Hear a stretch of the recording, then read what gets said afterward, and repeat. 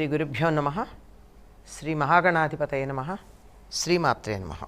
చైత్రాది మాసాల వరుసలో 4వ మాసం ఆషాఢమాసం. పూర్ణిమ నాడు ఉత్తరాషాఢ లేక పూర్వాషాఢ ఈ రెండింటిలో ఏదో ఒక నక్షత్రానికి సమీపంగా చంద్రుడు ఉన్నటువంటి ఆ నెలని ఆషాఢం అంటారు. ఇది గ్రీష్మ ఋతువుకి చివర. కానీ ఈ గ్రీష్మ ఋతువు చివరైన తొలకరి వానలు పడుతూ ఉంటాయి, వర్షాలు కూడా ప్రారంభమవుతూ ఉంటాయి. ఈ సమయం నుంచి మనకి ఇటు ఎండలు తగ్గి వానలు వస్తూ ఉండే కాలం. దానికి అనుగుణంగా కొన్ని రకాలైనటువంటి నియమ నిబంధనలు కూడా ఆషాఢమాసం నుంచి పాటించవలసిన వాటిని చెప్తూ ఉంటారు. దానితో పాటుగా ఇప్పుడు వచ్చేటటువంటిది దక్షిణాయనం ప్రారంభం కాబోతూ ఉంది, ఉత్తరాయణం పూర్తయ్యి. అందువల్ల సూర్యుడి యొక్క గమనంలో కూడా మార్పు ఉంది. ఇవన్నీ దృష్టిలో ఉంచుకుని మనకి అనేకమైనటువంటి నియమాలు ఈ సమయంలో గృహస్థులు పాటించవలసినవి, యతులు పాటించవలసినవి ప్రత్యేకంగా చెప్పడం జరిగింది. ఎందుకు ఈ నియమాలు పాటించాలంటే శారీరక మానసిక పరమైనటువంటి ఆరోగ్యాలు ఉండి ఆత్మౌన్నత్యం చక్కగా వికసించటానికి వీలవుతుంది అని. ఈ ఆషాఢమాసంలో ప్రధానంగా వచ్చేటటువంటిది ఏమిటంటే తొలి ఏకాదశి అంటారు. తొలి ఏకాదశి ఏమిటి? ఏకాదశులు 24 ఉన్నాయి కదా, దీన్ని మొదటిదని ఎందుకంటారు అంటే చాతుర్మాస్యం మొదలైనటువంటి సందర్భంలో వచ్చినటువంటి ఏకాదశుల్లో మొదటిది. అంతేకాకుండా దక్షిణాయనం ప్రారంభమయ్యింది అంటే దక్షిణాయనం అంతా ఇంకా పండగలు పబ్బాలు ఒకటే హంగామా ఉంటుంది, హడావిడి ఉంటుంది. ఈ తొలి ఏకాదశితో మొదలుపెట్టుకున్నట్టయితే ఆషాఢం వెళ్ళంగానే శ్రవణ మాసంలో ఎంత హడావిడి ఉంటుందో మనకి తెలుసు. భాద్రపదం, ఆశ్వయుజం, కార్తీకం, ఈ 4 నెలలు గట్టిగా చెప్పాలంటే ప్రతిరోజు ఒక పండుగే. పండగ కాని రోజే ఉండదు, ఏదో ఒకటి. అటువంటి పండుగలు మొదలయ్యేటటువంటి దానికి ప్రారంభం మొట్టమొదట ఉన్నటువంటిది తొలి ఏకాదశి, ఆషాఢ శుద్ధ ఏకాదశి. ఆషాఢ శుద్ధ ఏకాదశి నుండి కార్తీక మాసంలో వచ్చే ఏకాదశి వరకు చాతుర్మాస్యంగా మనకి చెప్తారు. చాతుర్మాస్యం అంటే 4 నెలలు. ఈ 4 నెలలు ఏమిటి? ఇటు పండగలు మొదలైనవి రావడంతో పాటుగా వాతావరణం కూడా వానలు మొదలైనటువంటి వాటితో ఉంటుంది. అంతేకాకుండా ఈ సమయం వ్యవసాయానికి అనుకూలమైనటువంటిది, ప్రయాణాలు చేయడానికి వీలు కానటువంటిది. దీనిని ఉపయోగించుకుంటూ ఈ సమయాన్ని చక్కగా మనం సద్వినియోగం చేసుకోవడానికి మనకి కొన్ని రకాలైనటువంటి ఏర్పాట్లు చేయడం జరిగింది. అందులో వాటిల్లో ఏమిటంటే యతులైతే మామూలుగా ఒక్కరోజు కన్నా ఎక్కడా ఉండరు, సంచారం చేస్తారు. కానీ వాళ్ళు ఈ 4 నెలలు ఒక్కచోట ఉండడానికి వాళ్ళకు అనుమతి ఉంది. యతులకి కదలకుండా ఒక్కచోటే ఉండి ఏ ప్రాంతంలో ఉన్నారో ఆ ప్రాంతం వారికి ధర్మబోధ చేస్తూ ఆధ్యాత్మికంగా వారందరూ ఉద్ధరించబడడానికి తగినటువంటి మార్గాలను ఉపదేశం చేస్తూ ఉంటారు. అది వాళ్ళకి సంబంధించింది. గృహస్థులు వీరు కూడా ఎక్కడికి కదలకుండానే ఉంటారు, తమ నిత్యకృత్యాలు నిర్వర్తించుకుంటూ ఉంటారు. తాము నిర్వర్తించవలసినటువంటి బాధ్యతలు, కర్తవ్యాలు ఏవైతే ఉన్నాయో వాటిని చేస్తూ ఆహార నియమాలు పాటిస్తారు. ఏదో 4 నెలల్లో మొదటి నెలలో ఏవో కొన్ని కూరగాయలే తింటాము, వేరే రకాలు దుంపలు మొదలైనవి తినరు అన్నమాట. కూరలు మాత్రమే తింటారు. 2వ నెలలో పెరుగు మాత్రమే తింటారు. 3వ నెలలో పాలు మాత్రమే తీసుకుంటారు అన్నంతో పాటుగా. ఇంకా 4వ నెలలో ద్విదళ అంటే 2 దళాల్లోంచి వచ్చే ఉన్నాయే పప్పులు మొదలైనవి, అవి మాత్రమే తింటారు. ఇంకా వేరేవి తినకూడదు అని చెప్తారు. వీటిల్లో ప్రత్యేకంగా ఇంకా లోతుగా వెళ్ళినట్టయితే ఏవి తినచ్చు ఏవి తినకూడదు, వీటికి అనుమతి ఉంది వాటికి లేదు అని చెప్పే ఉన్నాయనుకోండి. ఇలాంటి నియమాలు పాటిస్తారు. ఇక ఈ తొలి ఏకాదశి నాడు చేసేటటువంటి పని ఏమిటంటే దీన్ని శయన ఏకాదశి అని కూడా అంటారు. శయన ఏకాదశి అంటే ఈనాడు కాలస్వరూపుడైనటువంటి విష్ణువు నిద్రకు ఉపక్రమించేటటువంటి రోజు. అంటే మనకి ఒక సంవత్సరం అయితే దేవతలకు ఒక రోజు అవుతుంది. అంతకుముందు సంధ్యాకాలం అయ్యి రాత్రి ఎంత ఉంటుందండి? మనకైనా ఎన్ని గంటలు ఉంటే 8 గంటలు రాత్రి. కనుక 4 నెలలు అంటే 8 గంటలు. ఈ 8 గంటలు నిద్రకు ఉపక్రమించేటటువంటి కాలంగా చెప్పబడుతూ ఉంటుంది. కనుక యతులు ఒకచోట ఉండడం, గృహస్థులు యతులు కూడా వారికి తగినటువంటి నియమాలు పాటిస్తూ ఉండడం, తద్వారా విష్ణువుని ఆరాధించేటటువంటి పద్ధతి ఉంది. అందుకని ఈ శయన ఏకాదశి లేక తొలి ఏకాదశి చాలా పవిత్రమైనదిగా మనం చెప్పుకుంటూ ఉంటాం. సాధారణంగా అన్ని అవస్థల వాళ్ళు, అంటే అది యతులు కావచ్చు, గృహస్థులు కావచ్చు, ఎవరైనా సరే ఆనాడు తప్పనిసరిగా ఉపవాసం చేయాలంటారు. సాధారణంగా అన్ని ఏకాదశులు ఉపవాసం ఉండేటటువంటి పద్ధతి ఉంది మనకి. కానీ అది లేకపోయినా కనీసం తొలి ఏకాదశి నాడన్నా, అంటే లేక శయన ఏకాదశి నాడైనా ఉపవాసం ఉండడం అన్నది ప్రధానమైనది. ఆనాడు విష్ణువుని అర్చిస్తారు. ఉపవాసం ఉన్న తరువాత పగలంతా ఉపవసించి సాయంత్రం పేలపిండి మాత్రమే తింటారు. పేలపిండి అంటే అయితే మొక్కజొన్నలు కావచ్చు, లేకపోతే జొన్నలు కావచ్చు. వాటిని పేలాల్లాగా వేయించినటువంటి దానిని మెత్తగా పొడున్లాగా దంచుకుని అందులో కొద్దిగా బెల్లం కలుపుకుని తినడం ఉంటుంది. అంతేగాని మరి ఇంకా ఏ పదార్థం తినరు. ఈ తొలి ఏకాదశికి ఉండేటటువంటి నియమం అది. ఇది చాలా మిగిలినటువంటి ఏకాదశులు ఉపవాసాలున్నా ఉండకపోయినా దీనికి మాత్రం తప్పనిసరిగా ఉపవాసం ఉండేటటువంటి వాళ్ళు, ఆస్తిక్య బుద్ధి కలిగినటువంటి వాళ్ళు చాలామంది ఉన్నారు లోకంలో. ఎందుకంటే ఇది మొదలు, ఇక నుంచి పండగలు ప్రారంభమవుతూ ఉంటాయి. ఈ తర్వాత వచ్చేటటువంటిది ఏముంది అంటే పూర్ణిమ, ఆషాఢ శుద్ధ పూర్ణిమ. ఆషాఢ శుద్ధ పూర్ణిమని వ్యాస పూర్ణిమ అంటారు. వ్యాస పూర్ణిమ అంటే చాలామంది పొరపాటు పడుతూ ఉంటామండి, ఇది వ్యాసుడు అవతరించిన రోజు అని. కానీ వ్యాసుడు అన్నటువంటిది ఒక పదవే కానీ వ్యాసుడు ఒక వ్యక్తి కాదు. ప్రతి మహాయుగంలోనూ ద్వాపరం చివర అపాంతరతముడు అనబడేటటువంటి ఒక మహర్షి, సాక్షాత్తు విష్ణువు యొక్క అవతారం.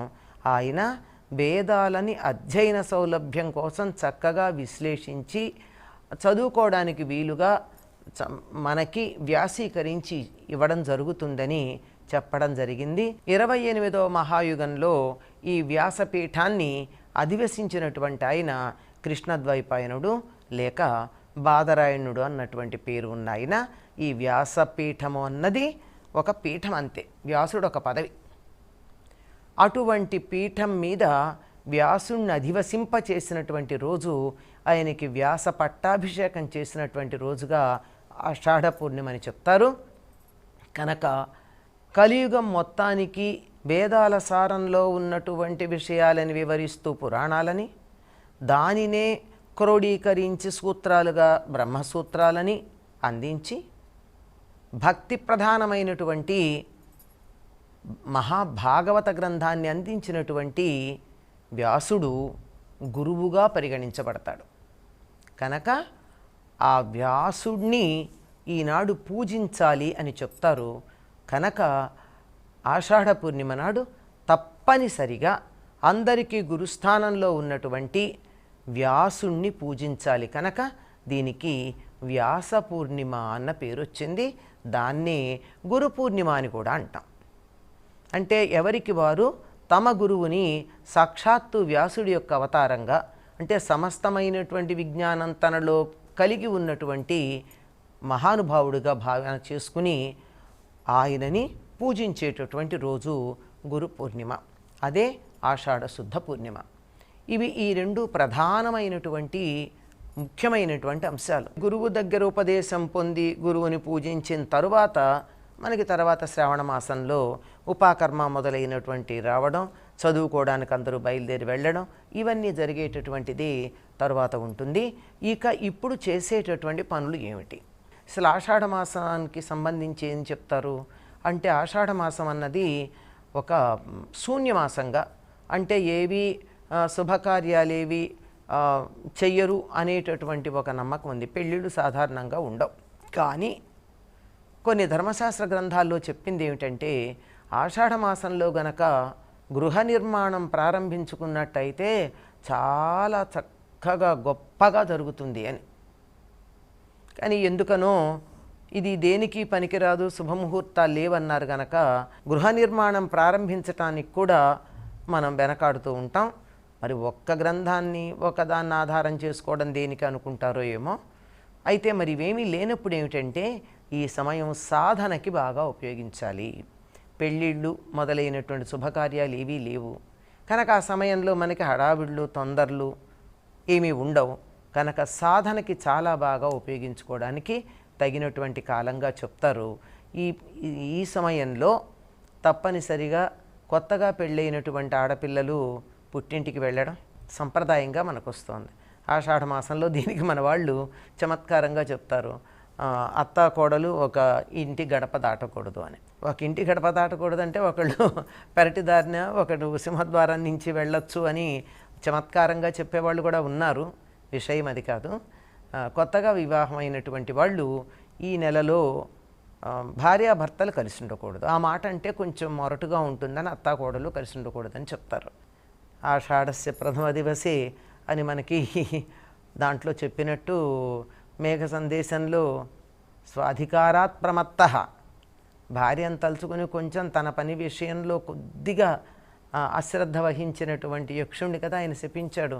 అటువంటిది జరగకుండా ఉండాలంటే ఆవిడ పుట్టింట్లో ఉంటే ఈయన తన పని బాగా చేసుకుంటాడు అని లౌకికంగా దీనికి సమన్వయం చెప్పినటువంటి వాళ్ళు కూడా ఉన్నారు. వాస్తవం అయి ఉండొచ్చు, కాకపోవచ్చు. ఏది అంటే ఈ రోజులకు అసలు వర్తించదు అది. ఎందుకంటే అత్తగారి దగ్గర కలిసి ఉండేవాళ్ళు ఎక్కడున్నారండి? ఒకవేళ భార్యాభర్త కలిసి ఉండకూడదంటే కూడా నెల రోజులు సెలవు ఎవరిస్తారు? ఇద్దరు ఉద్యోగాలు చేసేటటువంటి సందర్భంలో. ఇది ఒకప్పటి మాట. ఈ కాలంలో తప్పకుండా చేయవలసింది ఏమిటంటే గోరింటాకు పెట్టుకోవాలన్నారు. ఆడపిల్లలు తరచుగా పెట్టుకుంటారు, ఒకప్పుడు మగపిల్లలు కూడా పెట్టుకునేవారు, కొన్ని మానేశారు. ఇప్పుడు ఆడపిల్లలు తప్పనిసరిగా గోరింటాకు పెట్టుకుంటారు. ఎందుకు అంటే శరీరంలో ఉన్నటువంటి ఉష్ణాన్నంతా గోరింట తీసేస్తుంది. ఇక రాబోయేటటువంటి కాలం అంతా అంటే అప్పుడు బాగా నీళ్లలో తిరగాల్సి వచ్చేది ఆడవాళ్ళప్పుడు. వాళ్ళు నీళ్లలో తడిలో తిరుగుతూ ఉంటే కాలి గోళ్ల దగ్గర తడి ఉండిపోయి అది ఒండ్రు పోయడం, పాచి పట్టడం లాంటివి జరిగే అవకాశం ఉంది గనక గోరింటాకు పెట్టుకుంటే అటువంటివి ఏమీ లేకుండా హాయిగా ఉంటుంది. అంటే కాళ్ళు పాచకుండా ఉంటాయి. తర్వాత కాలి గోళ్ళకి గోరింటాకు పెట్టుకున్నప్పుడు ఆ చిగుళ్ళ దగ్గర మట్టి పేరుకునే అవకాశం లేదు, అప్పుడు ఒండ్రు పోయకుండా ఉంటుంది. అంటే గోరు చుట్లు అవి తర్వాత రాకుండా ఇది చాలా గొప్పగా సహకరిస్తుంది. కనుక గోరింటాకు చాలా మంచిదండి. అనేక రకాలుగా ఆరోగ్యానికి మంచిదని గోరింట గురించి ప్రత్యేకంగా చెప్పేటటువంటి విషయాలు కూడా ఉన్నాయి. ఒక ప్రధానమైనటువంటి అంశం ఏమిటంటే ఆషాఢ మాసంలో మునగాకు తినాలి అన్నారు. ఈ కాలంలో మనం వింటూనే ఉన్నాం, ఆ మునగాకు చాలా మంచిదండి, అన్ని రకాలైనటువంటి పోషక విలువలు ఉన్నాయి అని ఇప్పుడు మునగాకుకు సంబంధించి చాలా చాలా ప్రచారాలు జరుగుతూ ఉన్నాయి. అంత అవసరం ఉందో లేదో అంత కాకపోయినా తప్పనిసరిగా ఆషాఢ మాసంలో ఒకటి, పాల్గొన మాసంలో ఒకటి తప్పనిసరిగా మునగాకు తినమని చెప్పారు. ఎందుకంటే మనకి మునగ చెట్లు అందరి ఇళ్లలోనూ ఉంటాయి. అతి పరిచయాద్ అవజ్ఞాని మునగ కాడలని మనం వాడుకోవడంలో ఉన్నంతటి ఆ ఉత్సాహం మునగాకు తినడం మీద ఉండదు. చిరుచేదుగా కొంచెం ఘాటుగా ఉంటుంది. అది మిగిలినటువంటి ఆకుకూరల్లాగా అంత రుచికరంగా ఉండదు. ఇంకా రకరకాలైనటువంటి అనుపానాలు ఏమన్నా చేరిస్తే దాంట్లో కొద్ది రుచి ఉండొచ్చేమో కానీ సామాన్యంగా ఉండే అవకాశం తక్కువ. అందువల్ల దాన్ని ఎక్కడ తినరు అని చెప్పి ఈ ఋతువులో తినమన్నారు. ఎందుకని ప్రత్యేకంగా ఈ సమయంలో తినాలి, తిని తీరాలి అని చెప్పారు అంటే ఒక సంప్రదాయం ప్రకారం ఇదో సంప్రదాయం పాటించాలి అని చెప్పారు. ఎందుకు అంటే మునగాకులో కాల్షియం చాలా ఉంటుంది. సరే, మిగిలిన పోషకాలు అన్నిటితో పాటు చాలా ఉంటాయి వేరేవి, మిగిలిన ప్రధానం ఇది. వర్షాకాలంలో కాళ్ళు తడిలో పెట్టుకుని తిరుగుతూ పనిచేసేటటువంటి వాళ్ళకి కాల్షియం ఆ తడి కాళ్ళ ద్వారా పోతుంది అని చెప్తారు. ఎక్కువ సమయం నీళ్లల్లో కాళ్ళు కనుకున్నట్టయితే శరీరంలో ఉన్నటువంటి కాల్షియం కరిగి తగ్గిపోతుందట. అది తగ్గిపోయే సమయం ఇది గనక తప్పనిసరిగా మునగాకు తినండి అని చెప్పారు. అంతేకాకుండా నూనెలో వేయించిన పదార్థాలు కాకుండా ఆవిరి మీద ఉడకబెట్టినటువంటివి, కొద్దిగా కారము మొదలైనవి ఘాటుగా ఉండేటటువంటివి, వాటిని తినడం ఆరోగ్యానికి మంచిది ఆషాఢమాసంలో అని చెప్పి పెద్దవాళ్ళు మనకి చెప్పినటువంటి మాట. కనుక వాతావరణాన్ని, పర్యావరణాన్ని, పరిస్థితుల్ని, అంతరిక్షంలో జరిగేటటువంటి అంశాలని వీటన్నింటినీ క్రోడీకరించుకుని వీటి సమన్వయంతో మనకి కొన్ని నియమాలు, ఆ నియమాలు ఆహార నియమాలు కావచ్చు, వ్యవహార నియమాలు కావచ్చు, వీటన్నిటి గురించి చెప్పడం జరిగింది. ఇది బాగానే ఉందండి. ఆహారం గురించి చెప్పారు. ఇక్కడ వ్యవహారం అంటే వీలైనంత వరకు ప్రయాణాలు తగ్గించుకోమని చెప్పారు. ముహూర్తాలు లేవు గనక, శుభకార్యాలు జరిగే తక్కువ గనక ఈ ప్రయాణాలకు వెళ్ళవలసిన అవసరం లేదు. మన విహారయాత్రలు లాంటివి చేయకుండా ఉండడం మంచిది. ఎందుకంటే వానలు పడితే ఎప్పుడు పడతాయో తెలియదు. మనం వాన రాకడా ప్రాణి పోకడా తెలియదని చెప్తాం కదా. అలాంటప్పుడు ఇబ్బందులు కలిగేటటువంటి అవకాశం ఉంది. ఎక్కడ గుంటలు ఉంటాయో, ఎక్కడ నీళ్లు ప్రవహిస్తున్నాయో, ఎక్కడ లోతుగా ఉంటుందో, ఎక్కడ మెట్టో, ఎక్కడ పల్లమో ఏమీ తెలియనటువంటిది. పైగా రకరకాలైనటువంటి కొత్త నీళ్లు రావడం వల్ల వచ్చే ప్రబలేటటువంటి వ్యాధులు ఉంటాయి. వాటి వల్ల కూడా, వాటి నుండి కూడా మనం రక్షించుకోవాలంటే ఈ ప్రయాణాలు చేయకుండా ఉండడం ప్రధానం. ఇవి అయితే ఇంటి పట్టున ఉండి ఏం చేస్తారు అంటే విష్ణువుని ఆరాధించమన్నారు. తరువాత సామాన్యమైనటువంటి గృహస్థులందరూ కూడా పురాణాలు చదవమన్నారు. వీళ్ళైతే వేదం చదువుకునేటటువంటి పండితులైతే వేదాధ్యయనం చేస్తారు. కానీ మామూలు వాళ్ళైతే మాత్రం, గృహస్థులు మొదలైనటువంటి వారైతే వారందరూ తప్పనిసరిగా ప్రతిరోజు పురాణ పఠనము చెయ్యాలి ఆషాఢమాసం మొదలుపెట్టినప్పటి నుంచి అని చెప్పారు. ఎందుకంటే ఇంటి దగ్గరే ఉంటారు, బయటికి తిరిగేది ఉండదు, అవకాశం లేదు. మరి విసుగు కలగకుండా ఉండాలంటే సరైనటువంటి సమయం. పైగా ఇది చాతుర్మాస్యంలో వచ్చేటటువంటిది. విష్ణు అనుగ్రహం మన మీద మరింతగా ప్రసరించటానికి అవకాశం కలిగినటువంటి కాలం కనుక తప్పనిసరిగా పురాణాదులను పఠనం చేయడం లేదా సద్గ్రంథాలు పఠనం చేయడం అన్నది ఈ నెలలో మొదలుపెట్టే చాతుర్మాస్యం అంతా కూడా 4 మాసాలు కూడా కొనసాగించి తీరాలి అని పెద్దలు చెప్పినటువంటి మాట. కనుక ఈ అవకాశాన్ని, ఆషాఢమాసం అనేటటువంటి అవకాశాన్ని సద్వినియోగం చేసుకుని అందరూ తమని తాము ఉద్ధరించుకుందురుగాక. స్వస్తి.